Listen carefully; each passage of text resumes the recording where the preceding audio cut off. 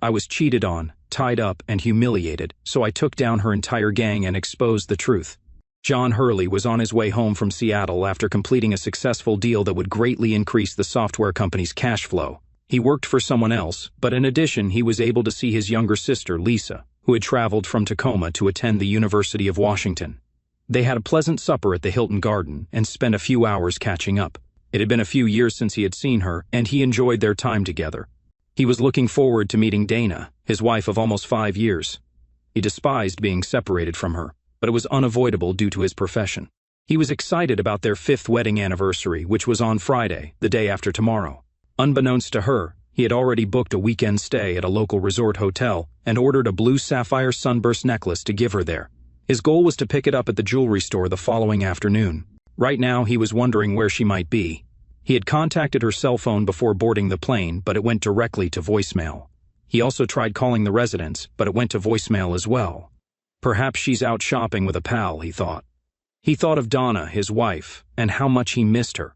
She stood just under 5.5 feet tall, with long, wavy dark hair, hazel eyes, and a dark complexion that resembled a constant suntan.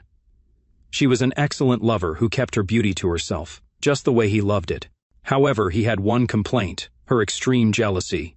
She was not only one of the kindest women he'd ever met, but he despised it when she made false allegations. He loved her too much to ever cheat on her, and he went out of his way to ensure she knew it. Her jealousy had become so intense that he couldn't even have a work meeting with a female colleague without her suspecting an affair. He thought he had finally stopped it when he challenged her to hire a private investigator. He assumed that once she received confirmation of his fidelity, she would back down and realize her suspicions were unwarranted. He was fed up with her jealousy and false allegations. It's not as though he didn't keep secrets from her, he did, and her continual harping on his alleged adultery threatened to expose one of those secrets in a terrible way. He felt his heart rate rise as he recalled her frequent accusations. He took a few deep breaths, as instructed, but to no avail. His face began to burn, and he realized he needed to bring himself under control soon. Reaching into his pocket, he took out a small package of pills, swallowed one, and started to relax after a few minutes. His heartbeat returned to normal. The man seated next to him expressed concern. "Are you okay, sir?" he inquired. "Do you want me to call someone?" John shook his head. "No, but thanks for asking," he replied. "It's simply an old cardiac condition. I have medication for it." The man nodded and sat back, keeping an eye on John just in case. Eventually, the plane landed. John grabbed his luggage and walked to his car, which was parked in the short-term lot. He tried calling Donna again but received no answer, only voicemail. He got the same response when he called the house. Where in the hell is she? He questioned himself. He started his car and drove home. When he finally drove into his garage, he saw that her automobile was gone. He figured she wouldn't be home because it was around 6:30 in the evening. Normally she got home from work at 5:30. Perhaps she had chosen to go out with some of her workmates for a drink. He didn't think it happened very frequently, and he never minded her taking some time to unwind, but she would usually phone or text him ahead of time to let him know. She also knew he was coming home today. When he returned from a trip, she was usually at home, allowing them to reunite. He gathered his belongings and trudged into the darkened house. He put his stuff away and went downstairs to see whether Donna had left a note. He found nothing and brewed himself a cup of coffee. This was peculiar, he thought. She always let him know when she would be gone for a while, so why wasn't there a note? He considered this while sitting with his coffee. Suddenly, his phone rang. He realized it was from Donna, so he answered. "Donna?" he asked. "Where are you now?" "I apologize, John," she said. "I was getting ready for tonight and had no idea you had called until just a few minutes ago." "Were you preparing for what?" John asked. She expressed amazement. "Several buddies and I wanted to surprise you when you get home tonight. Why don't you come over, and we can celebrate?" "Sure," John answered. "Where are you now?" She gave him an address, which he jotted down. "What is this, anyway?" John asked. "Is it a nightclub, restaurant, or something?"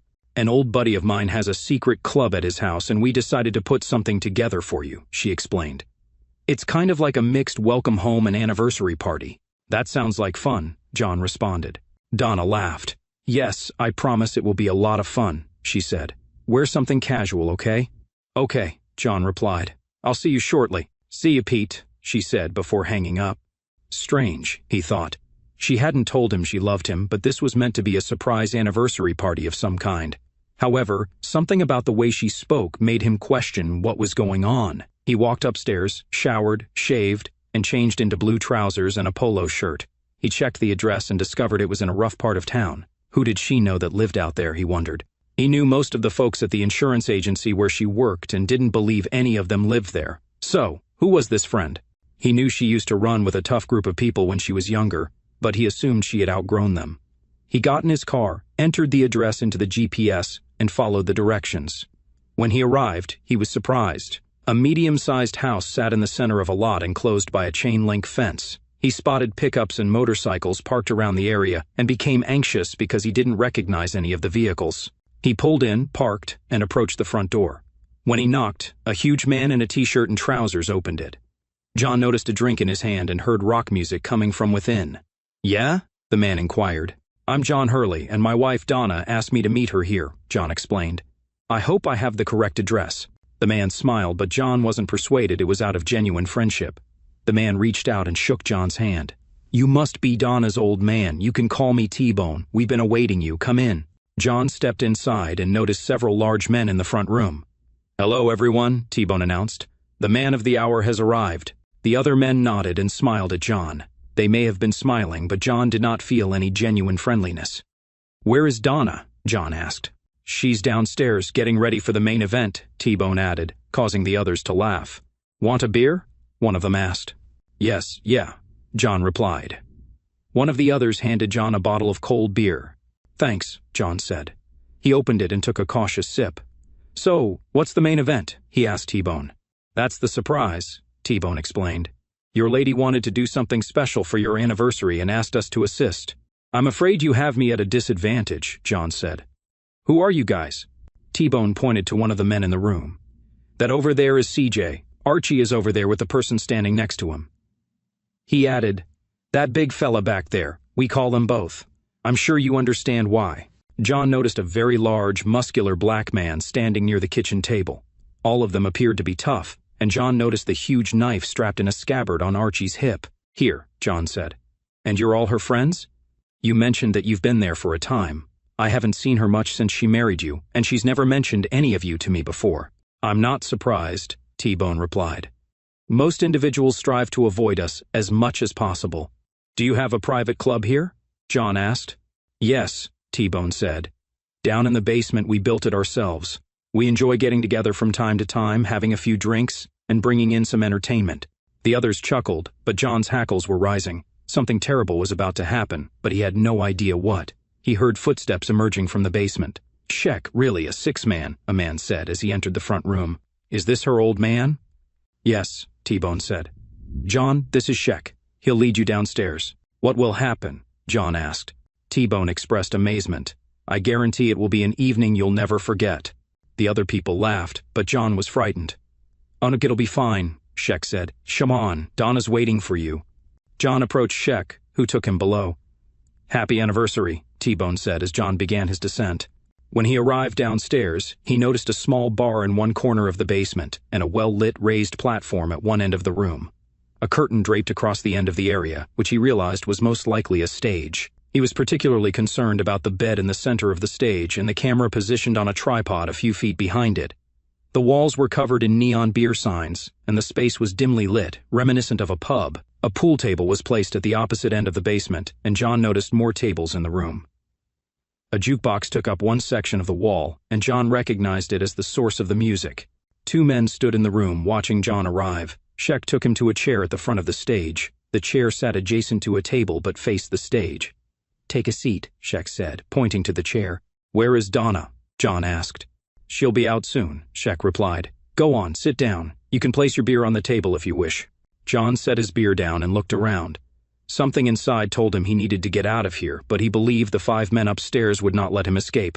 Plus, he was concerned about Donna. What would happen to her if he left? He took one more sip and set his bottle on the table. As he sat in the chair, Sheck and the other 2 men seized his arms and began to tie them to the chair's arms. "What the hell is happening?" John inquired, his voice rising. The men ignored him and secured his ankles to the legs of the chair. "Get me out of here right now," John demanded.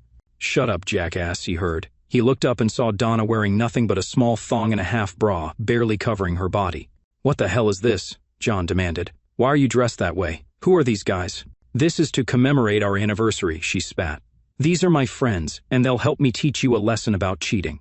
She threw a picture in his lap and he looked at it. Someone had taken a snapshot of him enjoying dinner with his sister. I've never cheated on you, John explained. You've got this completely wrong. She yelled, You're lying. Suddenly, John saw stars as one of the men who had bound him struck him in the face. John shook his head, then closed his eyes. Stop it, Donna instructed the man, who backed off. I'll be the one to teach him his lesson. She turned back to her spouse. Donna, please stop this right now so we can address it, John said. It isn't as it seems. Really? She asked. You seem to be enjoying yourself with that blonde floozy. So, if you can enjoy yourself, I can too. But unlike you, I won't keep it a secret. With that, she turned away and walked onto the stage. Okay, boys, she announced. It's showtime. John attempted to object, but one of the men inserted a gag into his mouth, blocking him from speaking. He tried to fight the man but was unsuccessful. By this point, everyone else had come downstairs. T-Bone stood next to him, whispering into his ear. Nothing personal, he stated, but Donna's an old friend, so we agreed to help her give you a lesson. Now sit down and watch the performance. Don't try to leave. When she's finished, we'll let you go. Maybe she'll join you, but it's up to her. John attempted to say something, but the gag in his mouth stopped him. Just relax, T-Bone urged. Take your meds like a man. He sat up and gestured at CJ, who was standing near the jukebox. CJ pressed a button, and a song began to play. As the music started, Donna began dancing and twirling around like a stripper. She took off her shoes and carefully removed her bra, massaging her breasts. Do you enjoy this, lover boy? She gazed at John. Did your little blonde handle this for you? She danced a little more and then began working her thong down her legs. John could see she had shaved herself completely, and she was visibly aroused. Donna, she threw the thong at John. I sincerely hope you like this, lover boy, because you'll never touch me again. Come on, boys, she said. Show little Johnny how a real man loves a woman. She invited all the men except Archie onto the stage. As John watched, her clothes were pulled off. Donna knelt down, alternating between pleasuring the men. John shook his head and attempted to shout no through the gag. He observed Archie standing near his chair, arms crossed, clearly there to keep John under control. Donna stepped up and led the men to the bed on stage. She sat on the bed, looking at John. This will teach you to cheat on me, you bastard, she hissed. She lay down on the bed, and two of the men stood by her head, with T-Bone positioned between her knees. He briefly returned his gaze to John. Nothing personal, he stated, but Donna's the best I've ever had. He laughed and returned his attention to her. Get ready, baby. John was forced to watch as the men took turns with his wife. This, however, did not arouse him, quite the contrary. He attempted to control himself with the breathing exercises he had learned during his martial arts training, but wrath began to rise within him. John felt sick to his stomach. Donna was correct about one thing. He would not touch her again. When he watched Donna get up on her knees, he assumed the degradation was over, but he was mistaken. She looked at him, chuckled, and said, Honey, sarcastically, aren't we just warming up, boys? The men chuckled at this. John looked up at Archie, who was smiling while watching the show. John wondered why he wasn't participating. I bet your blonde floozy can't do this, Donna said. Just so you know, I'll probably get pregnant tonight. She remarked with a chuckle. I'm sure you noticed that no one used protection, and I've been off my meds for a few weeks. Don't worry, I use a diaphragm anytime you approach me, so you don't have to be concerned about it being yours. But you will raise this child as your own. John shook his head, his rage obscuring his vision. You're undoubtedly wondering why Archie hasn't touched me, aren't you? She asked. John nodded. You see, Archie is gay. He prefers men over women, and after tonight, you will too. They all chuckled as John felt his face become red hot. He turned to look at Archie and saw his unfastened jeans. Archie pulled out his member and began approaching John. I'm going to take this gag off you, Archie said, and you'll learn to do it correctly, or I'll kill you. Archie removed the gag from John's mouth and pointed himself at him. Open up and take it. I guarantee you'll love it. For the second time in his life, John snapped. The next thing he knew, he was standing in the midst of a heap of moaning bodies on the ground. Archie was screaming in agony, his left hand pinned to the table by a knife plunged to its hilt. John felt pain in his arms and legs, and noticed blood trickling from the zip ties that had held him to the chair. Looking up, he noticed Donna, wide-eyed and shaking. Please don't hurt me, she begged. I'm not going to hurt you, John murmured, shaking his head and keeping his gaze on her. John retrieved his phone from his jeans pocket and dialed 911. After he finished, he put his phone away and glanced at her. You dumb fool, he said. Donna grabbed him. I got you dead to rights. You cheated on me with that blonde. I was simply getting even with you." "So, you had to follow me in Seattle, is that correct?" he asked. "Yes," she said. "And I got the photograph." "Did you actually read the report that came with it?" John asked. She shook her head.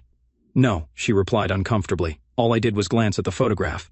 "That was my sister, you fool," John yelled.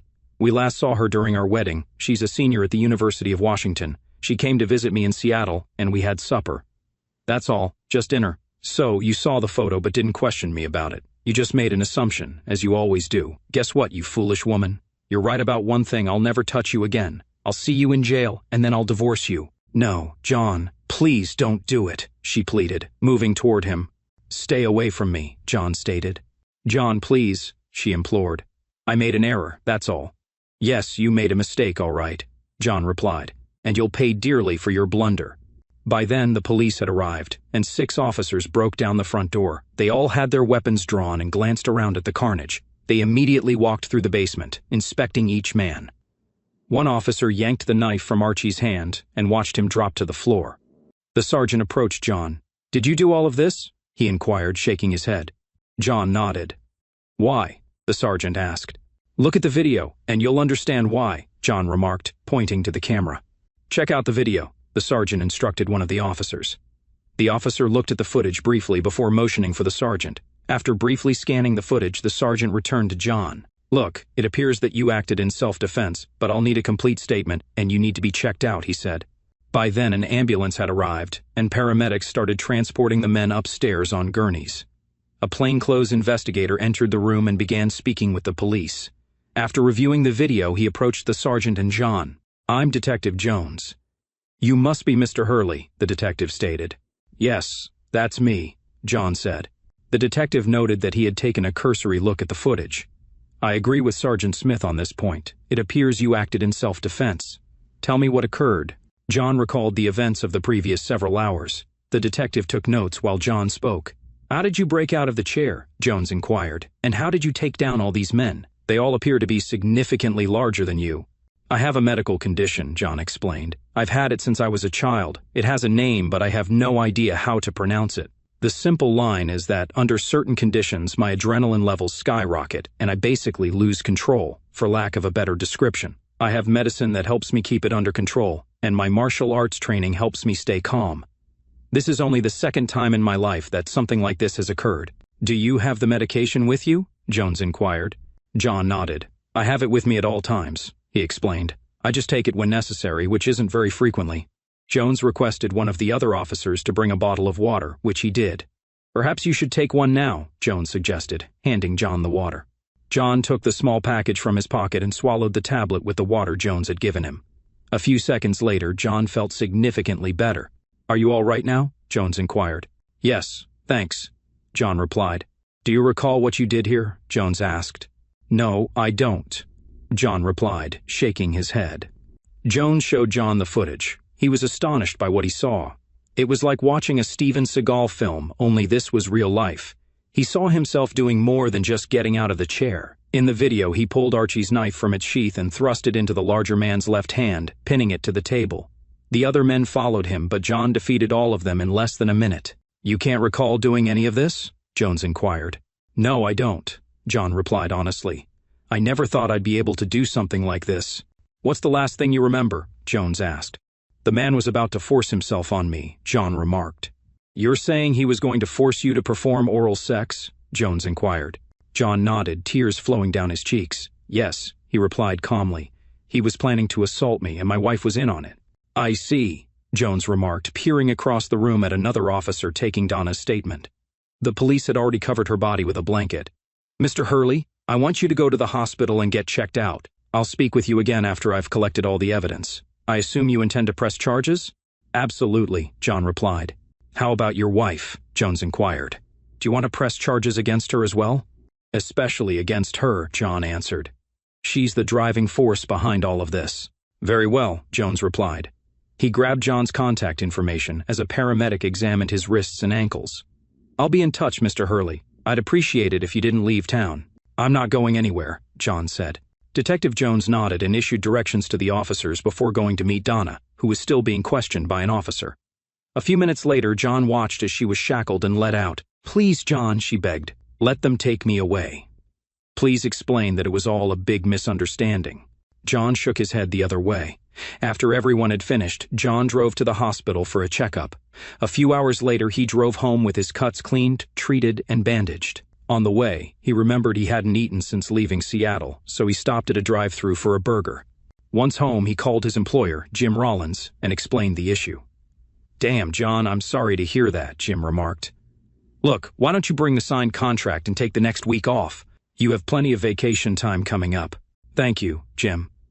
"I appreciate it," John said. When he had cooled down, John showered and went to bed. The next day, he went to the jewelry shop and canceled the order for Donna's necklace. He ended up paying a small restocking fee but received the majority of his money back. He also canceled his hotel reservation and had the charges refunded. He then called around and scheduled an appointment with Jenny Hawkins, an attorney at law, for a divorce on Friday. He had barely finished eating lunch when his phone rang. He glanced and saw that it was from Donna's parents. He took a deep breath and answered. "Hello?" he asked. "What the hell is going on, John?" Marcia, his mother-in-law, demanded. "Donna called from the county jail. She says she was detained and is being held without bail. Have you done anything?" John couldn't believe this woman had so much nerve. He counted to 10 and took several deep breaths before responding. "Did she explain why she got arrested?" John asked. Marcia stated, "It was all a misunderstanding on your behalf." "Really?" John asked. "You mean she didn't tell you about her plan to tie me up, force me to watch her have sex with multiple men, and then have me assaulted by one of her gay friends? Didn't she tell you about it?" "What?" Marcia asked. "Why would she do that?" "Because she saw a picture of me eating dinner with my younger sister and assumed I was having an affair," John explained. "The woman is crazy, and tomorrow I'll meet with an attorney to file for divorce." "You can't be serious," Marcia replied. "Look, I know you're upset, but you can understand how she feels. What if you saw a photo of her eating lunch with a man?" "I'd ask her about it," John replied. "I wouldn't fly off the handle like she did." "Look, Marcia, you have no idea what your daughter did, and there's no way in hell I can ignore it. I've been dealing with her extreme jealousy since our wedding. I'm tired of it. It ends now." He then ended the call. When she called back, he immediately sent the call to voicemail. Curious, he entered the second bedroom, where he and Donna had their home computers set up. He sat down at the computer and accessed her desktop as he knew her passwords. He opened her email client and was shocked by what he saw. He found an email from something called Jenkins Investigations and opened it. Attached to the email were a document and a photo. The photo was of him and his sister eating dinner, the same one she had tossed in his face earlier. The report stated that the target, John Hurley, had eaten dinner with what appeared to be a much younger woman. The report went on to say that after dinner, the woman left the hotel, and Hurley went to his room. More importantly, the report clearly stated that the woman was Lisa Hurley, a senior attending the University of Washington and, according to public records, John's sister. At no time was Hurley with the woman for illicit purposes, and at no time during the observation did Hurley engage in any inappropriate behavior with anyone, male or female. The report concluded that if Donna had bothered to read it, she would have known he was innocent of cheating on her. But, as usual, she simply saw the photo and came to her own false conclusion. He printed the report and kept searching. He saw emails from her to something called A Tinge of Income, in which she falsely claimed that her husband was cheating on her and she wanted revenge. He saw emails from the site and read the thread that followed. As he read, he felt his blood pressure rise. What happened to him last night was carefully scripted, and he realized she had intentionally planned to have him assaulted. He printed off the emails and kept searching. He checked her browser history and found that she had visited several sites similar to the one she contacted. Looking at the site she reached out to, he saw several sample videos where other men, presumably husbands, had been tied down and forced to watch as their wives engaged with multiple men, all while putting them down. Some of the husbands were forced to perform humiliating acts. The final humiliation was making the husbands engage in sex. He instantly recognized the men in the videos: T-Bone, CJ, Sheck, Archie, Bell, and the other two men whose names he never heard mentioned. What shocked him even more was that the videos on the site were available to anyone who paid a premium fee. John wasn't naive. He had seen online content before and knew there had to be a release form filled out, giving site owners permission to publish the videos. He was never given that opportunity and wondered if the other men had signed such a form. He picked up his phone and called Detective Jones. "Jones?" the detective said when he answered. "Detective, this is John Hurley. I have some information here you may find interesting," John said. "Can you come to my house?" John asked. "Sure," Jones said. "Let me finish what I'm doing and I'll be right over." Thanks, John said before ending the call. As he waited for Jones, he performed a web search to see if he could identify who owned the site. The registration was done in a way to keep the owner's name private, but he knew that a law enforcement agency could subpoena the record. He also knew which company hosted the site. He printed that information for Jones. About 30 minutes later, Jones rang the doorbell. "Thanks for coming, Detective," John said, opening the door. "You have something for me?" Jones inquired. "Yes, in my computer room," John said. Jones followed him upstairs and looked over the printouts John gave him. "That corroborates what we found at the house," Jones said. "From what we saw, they've done this to a number of men." "What about release forms?" John asked. "We found release forms signed by the wives," Jones said. "Even your wife signed a release form. We're still going through everything, though." "So, she knew this was going online?" John asked. "Looks that way," Jones said. "But what about their husbands?" John asked. "I don't recall seeing anything like that." "I don't recall seeing anything like that either," Jones said. "But, like I said, we're still going through all the evidence." "Look, I'm going to have to confiscate your wife's computer for evidence." "Go ahead," John said. "I'd like to keep these printouts for my attorney, though. The files are still there." Jones nodded after giving it some thought. "Sure, but don't destroy them," he said. After Jones left with Donna's computer, John sat at his machine and had a brainstorm. He began searching some adult video sites and found several lengthy videos produced by the site. He sat through them and saw that in each one, the husband was treated much as he was, while the wife engaged with all the other men except for Archie. Each video ended with Archie engaging with the husbands. In the majority, the men were forced to perform oral sex, but Archie approached a few from behind.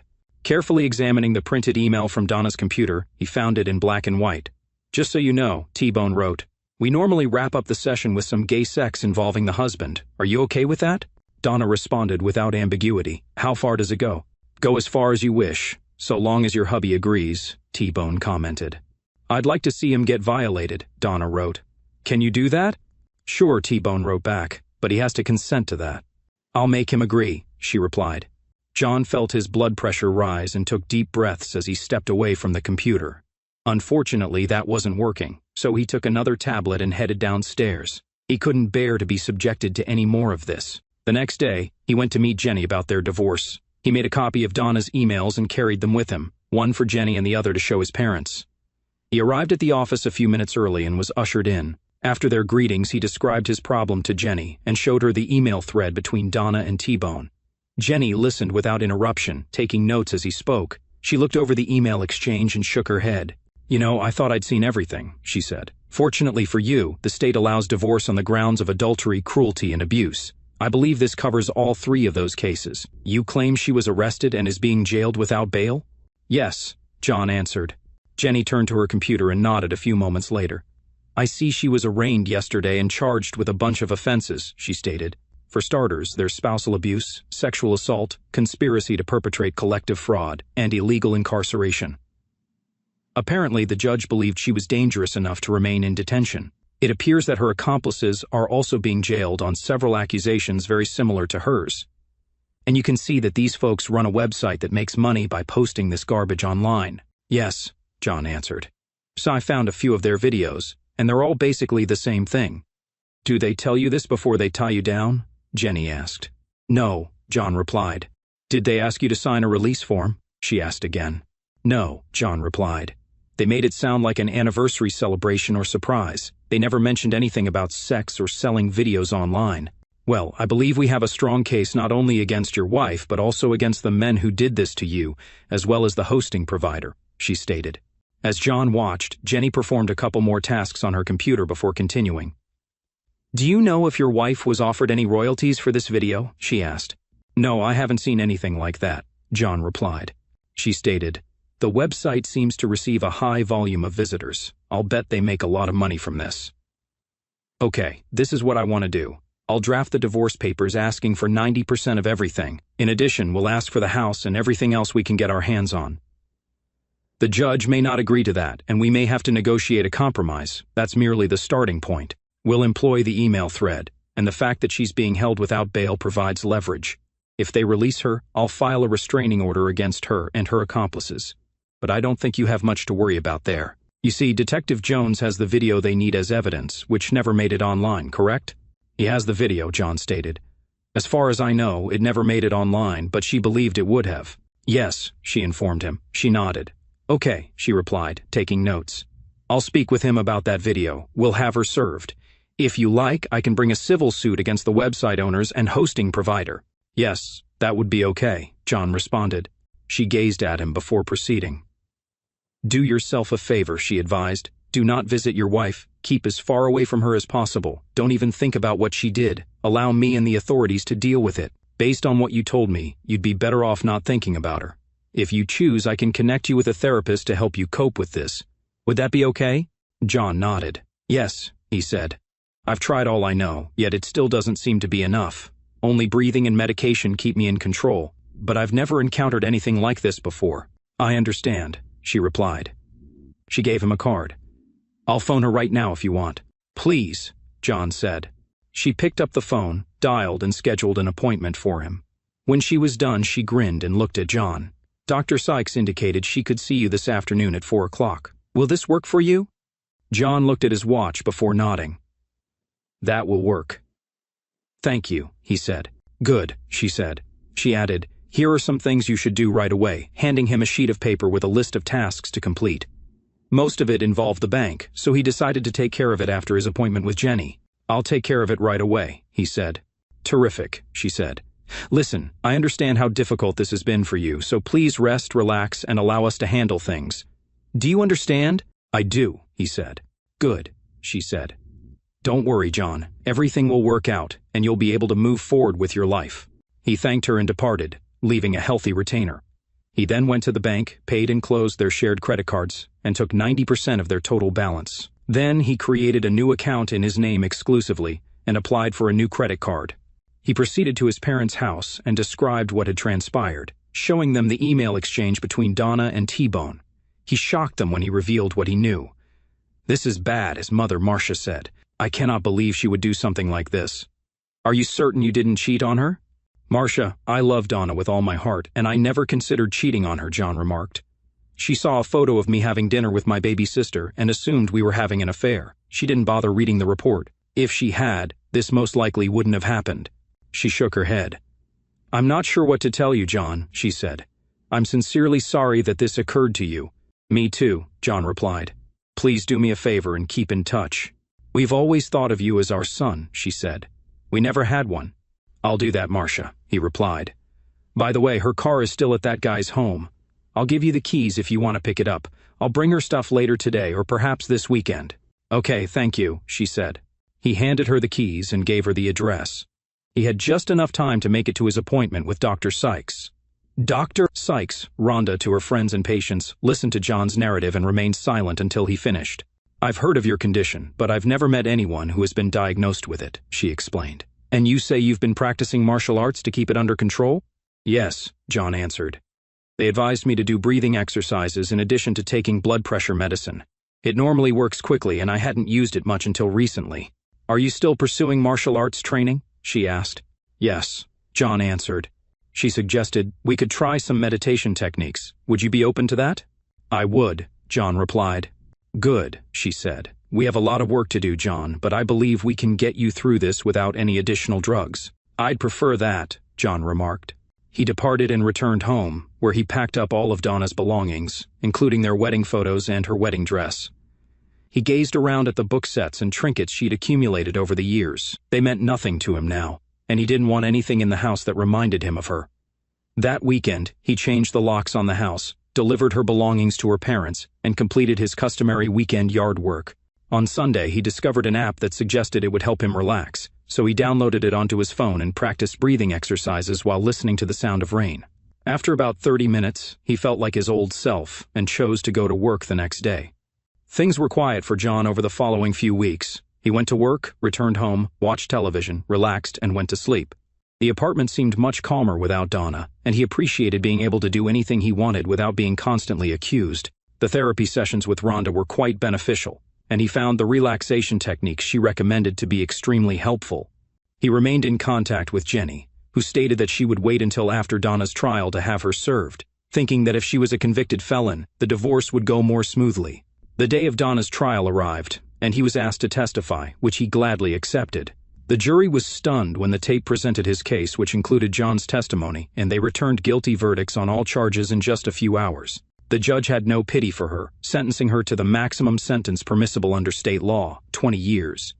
She would be eligible for parole in 15 years, the judge stated. As she was being led away, a process server stepped forward, checked her identity, and gave her a manila packet. "You've been served," he explained. Defeated, Donna signed the papers and handed them back. "Have a good day," the server said as he accepted them. She glanced at John with tears in her eyes, but he simply averted his gaze. Deputies led her out and drove her to the vehicle that transferred her to the state women's prison. A few months later, John discovered from Jenny that Donna had been pregnant from her encounter, but had suffered a miscarriage. Reflecting back, John noted that the trials against T-Bone and his gang had taken much longer. Detective Jones discovered a plethora of evidence indicating that they had harmed up to 15 men over the past 13 months. They found what appeared to be releases signed by the husbands they had targeted. However, with the men they had tracked down, the releases were made after the fact and under duress, complicating matters further. Moreover, the proprietors had shared personal information about the men they targeted. At least 3 of the victims committed suicide as a result of what happened to them. By the end, all the individuals involved had been sentenced to 25 years of hard labor.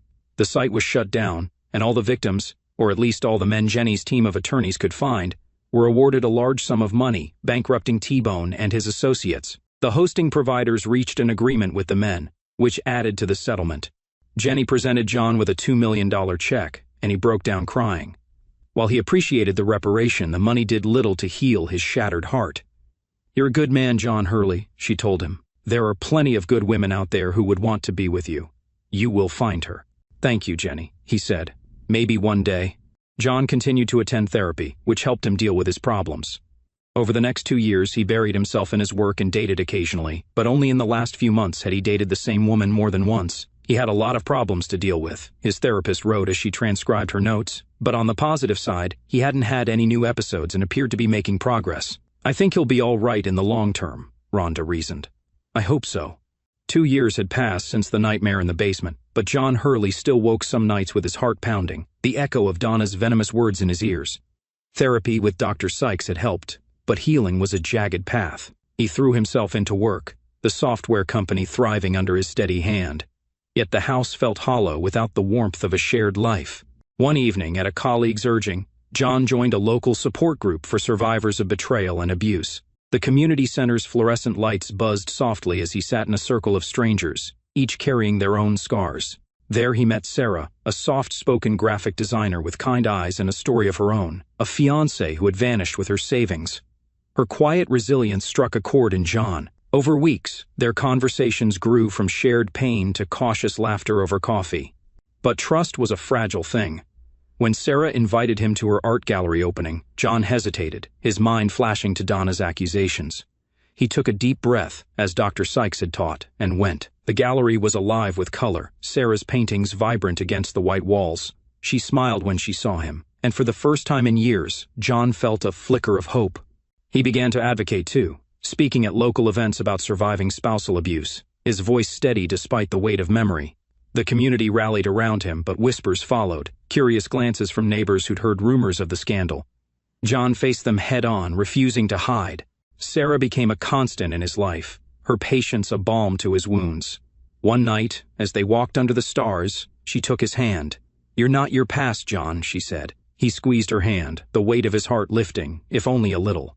The road to healing was long, but with Sarah by his side and a purpose in his voice, John was learning to live again. In the dim light of her cell, Donna Hurley sat on the thin mattress, the concrete walls closing in like her regrets. The clatter of prison life, shouts clanging doors, faded as she stared at the blank paper before her, a letter to John she'd never send. She'd been so sure he'd betrayed her, the photo of him with that blonde searing her mind. Her jealousy, a beast she'd never tamed, had roared louder than reason. Years ago, in her rough Tacoma youth, Donna ran with T-Bone's crew, drawn to their reckless defiance. A boy she'd loved then had cheated, leaving her raw and mistrustful. When she met John, his steady love seemed a lifeline, but the old wounds festered. Every late night, every business trip stoked her fears. The private investigator's photo was the spark. She didn't read the report, too consumed by rage to care. Now, in prison, the truth gnawed at her. Lisa was his sister. She destroyed their marriage for nothing. The other inmates kept their distance, sensing her shame. At night she replayed the basement, her cruel words, the men, her need to hurt John as she'd felt hurt. She'd thought it would free her. Instead, it caged her. A prison counselor urged her to write, to face her guilt. Donna tried, but the words choked her. She joined a reform program, learning to sew, her hands trembling as she stitched. She dreamed of John's forgiveness, but his cold gaze in court haunted her. One day, she mailed a letter to her parents, begging them to tell John she was sorry. They never replied. In the silence, Donna vowed to change, to earn a sliver of redemption, even if John never knew.